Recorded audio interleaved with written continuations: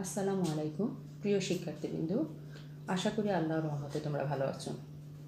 আমি আল্লাহর কৃপায় অশেষ রহমতে ভালো আছি। আজ অনেকদিন যাবৎ কোভিড-19-এর কারণে আমরা আমাদের শিক্ষা কার্যক্রম থেকে কিছুটা হলেও পিছিয়ে আছি। তবে বর্তমানে আমাদের অনেক সম্মানিত শিক্ষক মণ্ডলী তোমাদের অনলাইন ক্লাসের মাধ্যমে পাঠদান কার্যক্রম পরিচালনা করছেন। আমিও তোমাদের আজ অনলাইন ক্লাসের মাধ্যমে একটা ক্লাস নেব। আশা করি তোমাদের ক্লাসটি ভালো লাগবে। প্রথমেই তোমাদেরকে আমি স্বাগতম জানাচ্ছি ক্লাসটি উপভোগ করার জন্য। আমি রৌশন জাহান, সহকারী শিক্ষক, নোয়াখালী সরকারি বালিকা উচ্চ বিদ্যালয়। আজ আমি তোমাদের দশম শ্রেণীর ব্যবসা উদ্যোগ বিষয়ের সপ্তম অধ্যায়ে একটি ক্লাস নিব। দেখো, এখানে একটা ছবি দেখা যাচ্ছে। আমরা কি দেখতে পাচ্ছি এই ছবিটি কিসের ছবি? হ্যাঁ, এটা একটা সিমেন্ট কারখানার ছবি। তাহলে নিশ্চয়ই আমরা অনুমান করতে পারছি আজকের পাঠের বিষয় কি। আমাদের আজকের পাঠের বিষয় হচ্ছে বাংলাদেশের শিল্প। যেহেতু আজকের পাঠের বিষয় বাংলাদেশের শিল্প, প্রথমে আমাদেরকে যেটা জানতে হবে সেটা হচ্ছে শিল্পটা কি। দেখো, সাধারণত ব্যাপক মূলধন সামগ্রী ব্যবহার করে কারখানাতে কাঁচামাল বা প্রাথমিক দ্রব্যকে মাধ্যমিক বা চূড়ান্ত দ্রব্যে রূপান্তর করার প্রক্রিয়াকে শিল্প বলা হয়, যেমন পাট শিল্প, বস্ত্রশিল্প ইত্যাদি। আসলে আমাদের দেশটা কৃষিপ্রধান দেশ হলো শিল্প আমাদের দেশে অর্থনীতিতে একটা বিশাল ভূমিকা রেখেছে। সরকারি পৃষ্ঠপোষকতা, বেসরকারি পৃষ্ঠপোষকতা এবং উদ্যোগই বৃদ্ধি পাচ্ছে। শিল্প কারখানাগুলো প্রতিষ্ঠা করে সেগুলোকে যদি আমরা লাভজনকভাবে পরিচালনা করতে পারি, তাহলে আমাদের অর্থনৈতিক উন্নয়ন করা সম্ভব। এই শিল্পটাকে উৎপাদনের একটা বাহনও বলা হয়। শিল্পের উৎপাদন সাধারণত কী হয়? কারখানা ভিত্তিক হয়ে থাকে এবং নির্দিষ্ট দ্রব্যের কারখানাসমূহকে একত্রে শিল্প বলা যেতে পারে। এবার আসো, শিল্পটাকে আমরা কয় ভাগে ভাগ করতে পারি। দেখো, জাতীয় শিল্পনীতি 2010 অনুযায়ী বাংলাদেশের শিল্পকে ব্যাপক অর্থে দুইটা ভাগে ভাগ করা যায়। একটা হচ্ছে উৎপাদন শিল্প, আর একটা হচ্ছে সেবামূলক শিল্প। তাহলে শিল্পটাকে আমরা কয় ভাগে ভাগ করলাম? দুই ভাগে। একটা হচ্ছে উৎপাদন শিল্প, আর একটা হচ্ছে সেবামূলক শিল্প। এবার দেখো, বিনিয়োগের মাপকাঠিতে উৎপাদনমুখী শিল্প ও সেবামূলক শিল্পকে চার ভাগে ভাগ করা যায়। একটা হচ্ছে কুটির শিল্প, ক্ষুদ্র শিল্প, মাঝারি শিল্প এবং বৃহৎ শিল্প।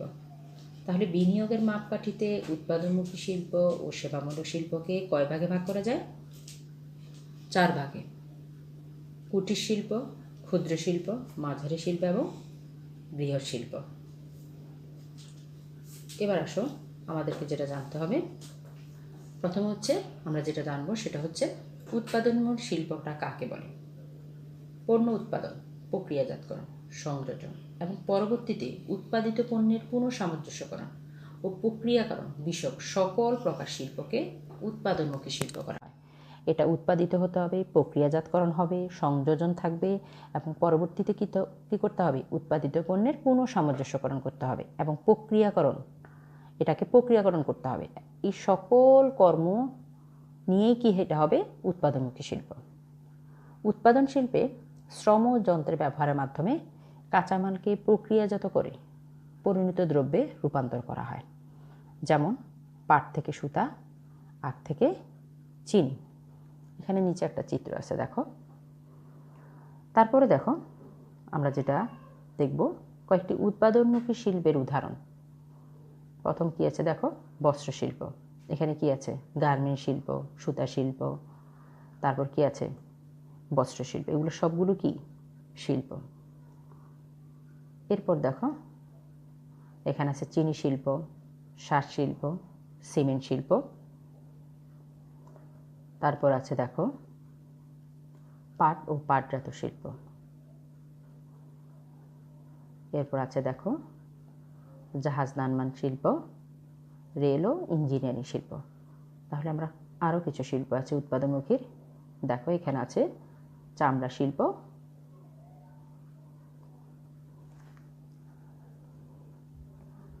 আচ্ছা আমরা একটু আগে যেটা পড়লাম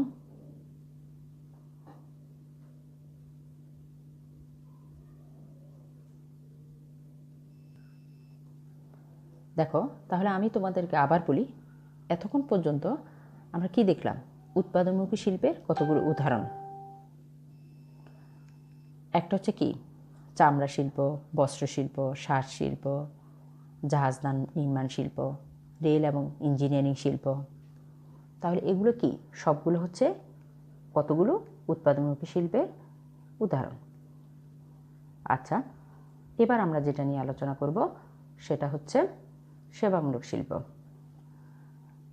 যন্ত্রপাতি কিংবা স্থায়ী সম্পদ বা মেধা সম্পদ ব্যবহারের মাধ্যমে যে সকল সেবামূলক কর্ম সম্পাদিত হয় সেই সব শিল্প প্রতিষ্ঠানকে সেবামূলক শিল্প বলা হয়।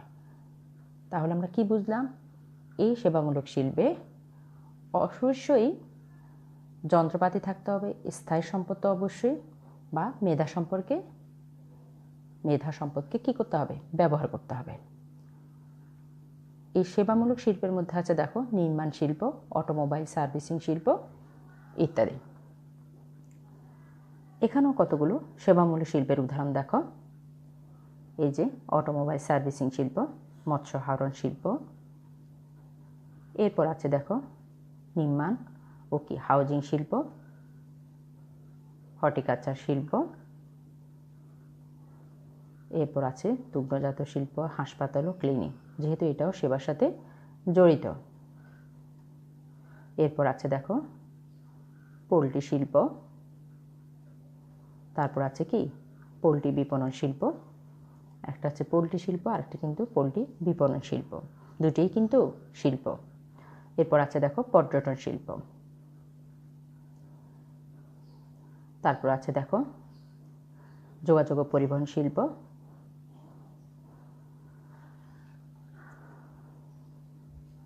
তারপরে কি ফ্লোরিকালচার শিল্প।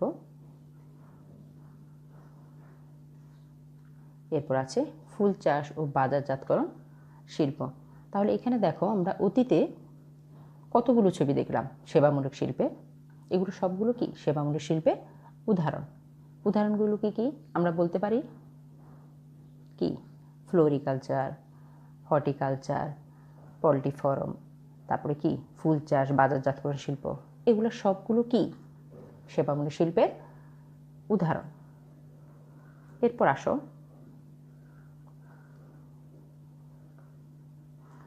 বিনিয়োগের মাপকাঠিতে উৎপাদনমুখী শিল্প ও সেবা শিল্পকে 4টা ভাগে ভাগ করা যায়।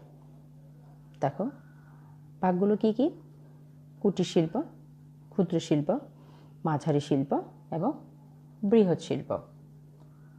তাহলে বিনিয়োগের মাপকাঠিতে উৎপাদনমুখী শিল্প সেবা শিল্পকে কয় ভাগে ভাগ করা যায়? 4 ভাগে।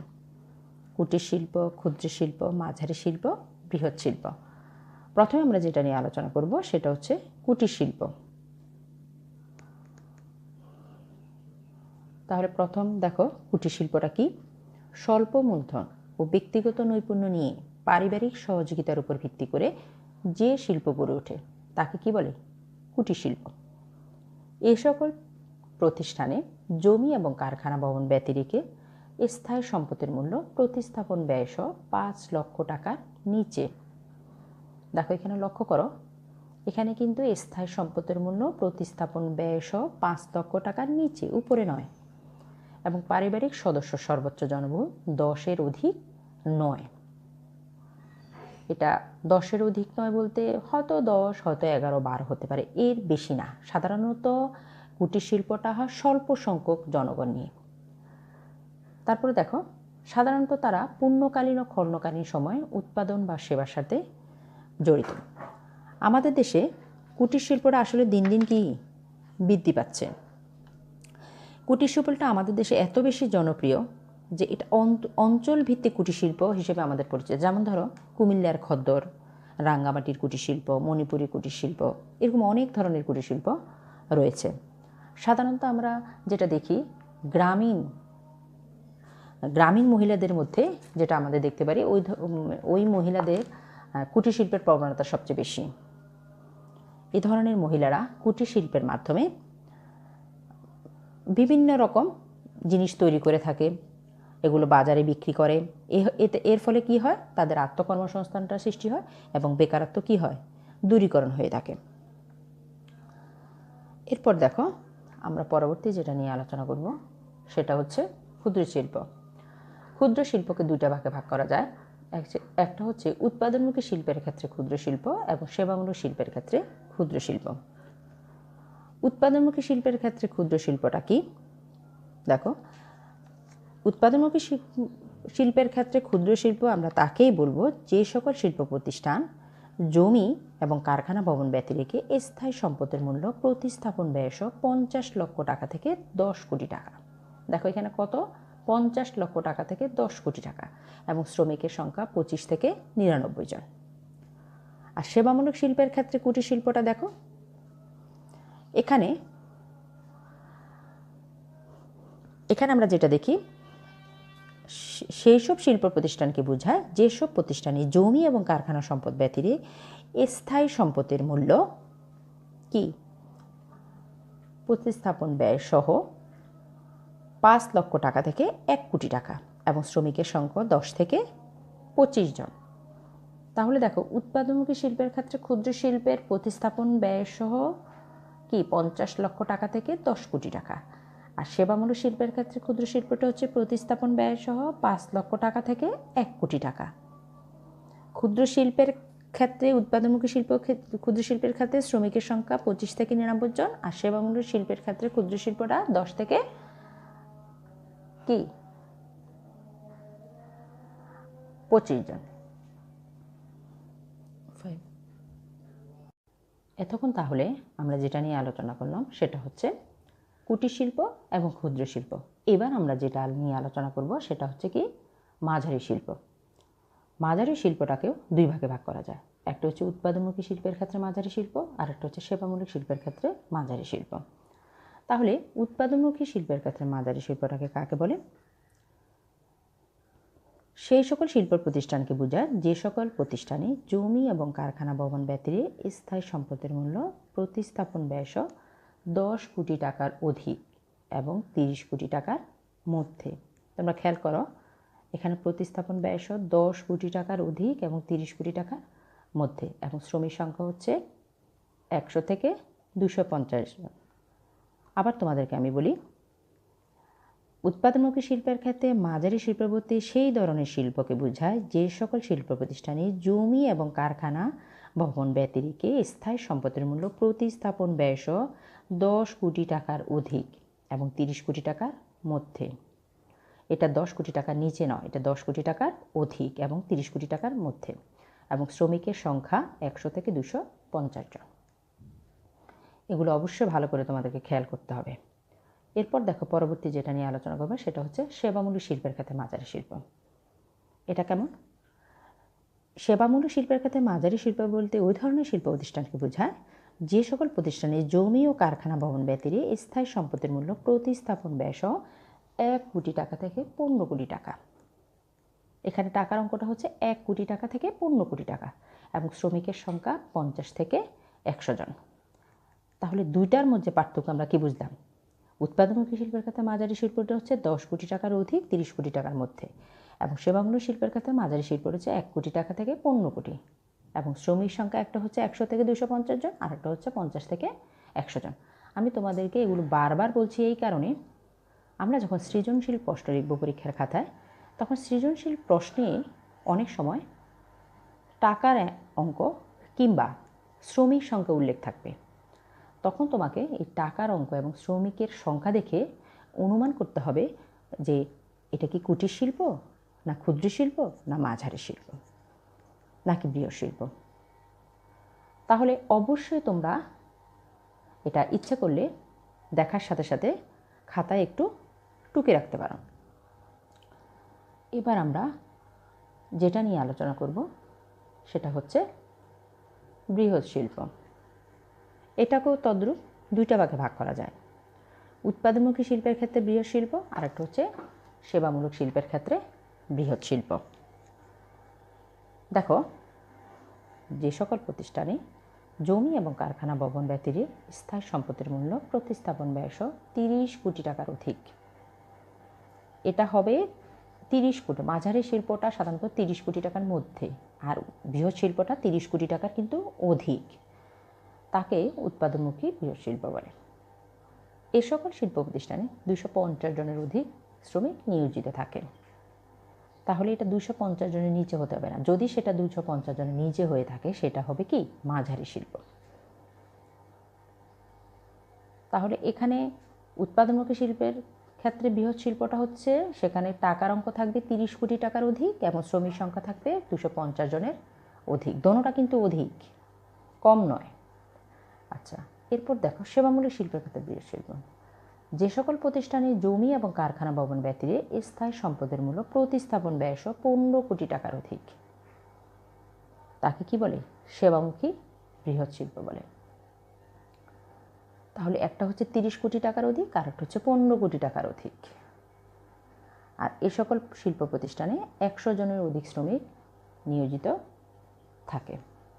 তাহলে 100 জনের যখন শ্রমিক বেশি নিয়োজিত থাকবে যে সকল শিল্প প্রতিষ্ঠানে, সেটাকে আমরা কি দেব? সেবামূলক বৃহৎ শিল্প। তোমরা আবার বলছি, টাকার অ্যামাউন্টগুলোর দিকে একটু ভালো করে খেয়াল করবে এবং শ্রমিক সংখ্যা দুটোই। আসলে বৃহৎ শিল্প সম্পর্কে আমরা যেটা বলি, আমাদের এই বৃহৎ শিল্প দেশের অর্থনীতিতে একটা বিশাল অঙ্ক, মানে বিশাল অংশ জুড়ে আছে।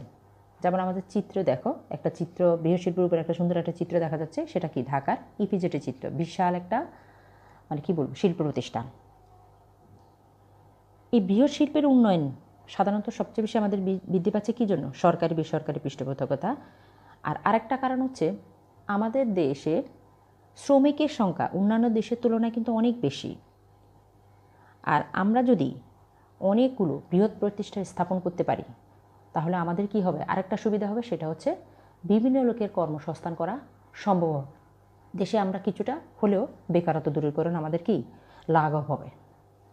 আর বিশ্বের উন্নত যে দেশগুলো আছে, যেমন যুক্তরাষ্ট্র, চীন, জাপান, তারপর রাশিয়া বলো, বিভিন্ন উন্নত দেশগুলোর দিকে তাকালে দেখা যায় যে সে সকল দেশে বৃহৎ শিল্পের পরিমাণ সবচেয়ে বেশি। আর এই কারণে ওই সকল দেশগুলো কি সবচেয়ে বেশি উন্নত। আচ্ছা, বৃহৎ শিল্পের এখানে কয়েকটা আমরা উদাহরণ দিতে পারি। যেমন সিমেন্ট শিল্পটা একটা বৃহৎ শিল্প হতে পারে, গার্মেন্ট শিল্পটা একটা বৃহৎ শিল্প হতে পারে, ইস্পাত শিল্প একটা বৃহৎ হতে পারবে।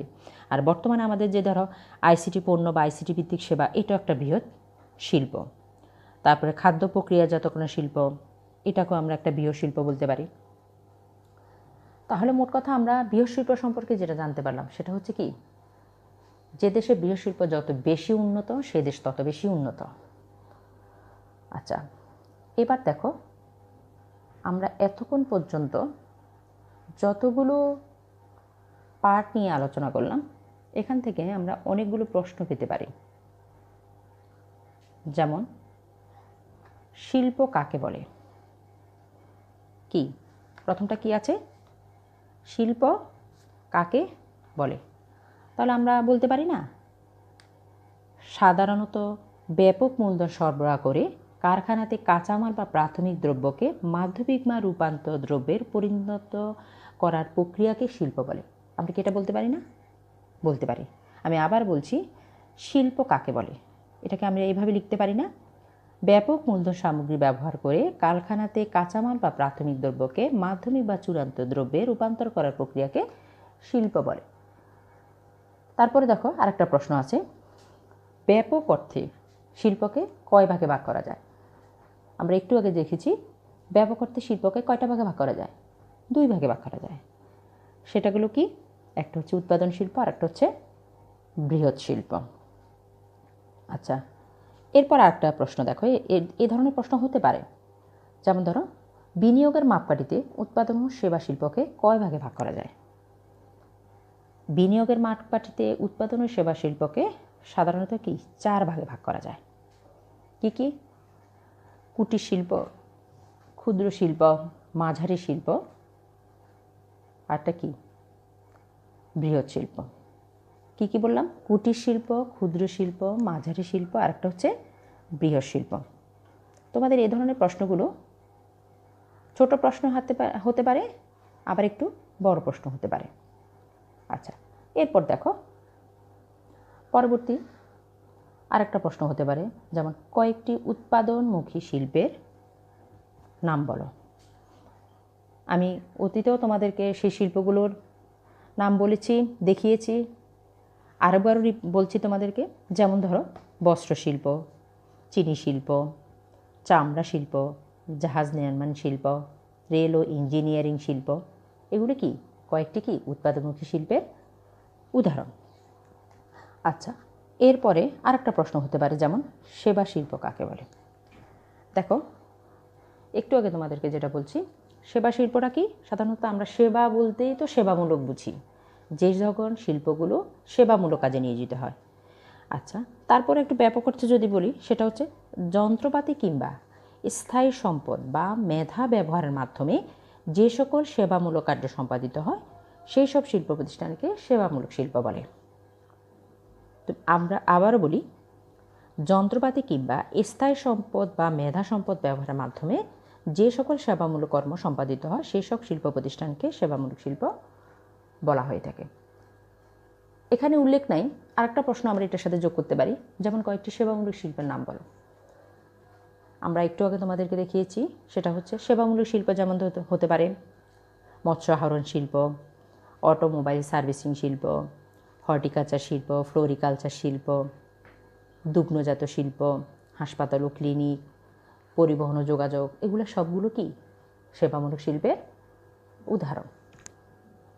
তাহলে আমরা কতগুলো প্রশ্নের মাধ্যমে চিহ্নিত করলাম যে এই অধ্যায় থেকে কি কি ধরনের প্রশ্ন আসতে পারে। এবার আসো তোমাদেরকে আমি একটা বাড়ির কাজ দেব। বাড়ির কাজটা হলো আমাদের অর্থনীতি মানে বাংলাদেশের অর্থনীতিতে বৃহৎ শিল্পের গুরুত্বটা আলোচনা করা। আমরা তোমাদেরকে বলেছিলাম বৃহৎ শিল্পটা কি। তাহলে দেখো বৃহৎ শিল্পটা কি। বৃহৎ শিল্পটাকে আমরা প্রথমত তোমরা বৃহৎ শিল্পকে দুইটি ভাগে লিখবে, একটি হচ্ছে উৎপাদনমুখী শিল্পের ক্ষেত্রে বৃহৎ শিল্প, আরটা হচ্ছে সেবামূলক শিল্পের ক্ষেত্রে বৃহৎ শিল্প।